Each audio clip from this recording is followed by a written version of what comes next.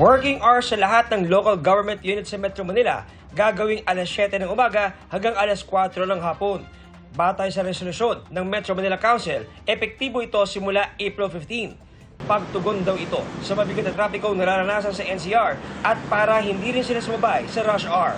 Sa isang town hall meeting, ibinahagi ng Department of Public Works and Highways ang ilang plano sa pagkapagawa ng mga daan at tulay na makakatulong para maibsan ang trapiko sa bansa. Dito rin binanggit ni Pangulong Bongbong Marcos na hindi na niya palalawihin pa ang April 30 deadline para sa PUV modernization.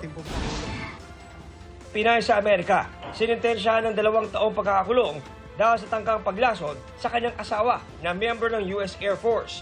Sa kuha ng CCTV noong July 2023 na ibinigay ng biktima sa mga pulis, makikita ang Pinay na nilalagyan ng bleach ang kanilang coffee maker.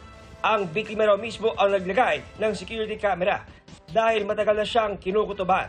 Inamin naman sa korte ng na-convict na Pinay ang kanyang ginawa at nakipagkasundo sa korte para sa mas mababang sentensya.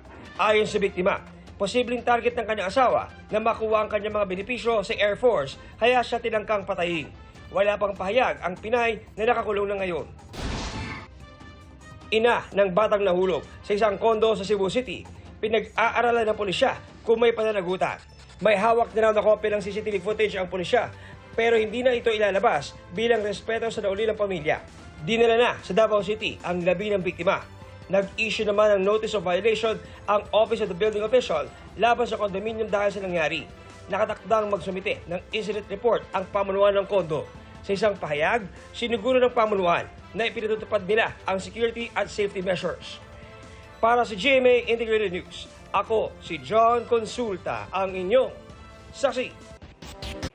Mga kapuso, sama-sama tayong maging saksi. Mag-subscribe sa GMA Integrated News sa YouTube at para sa mga kapuso abroad, samahan niyo kami sa GMA Pinoy TV at sa www.gmanews.tv.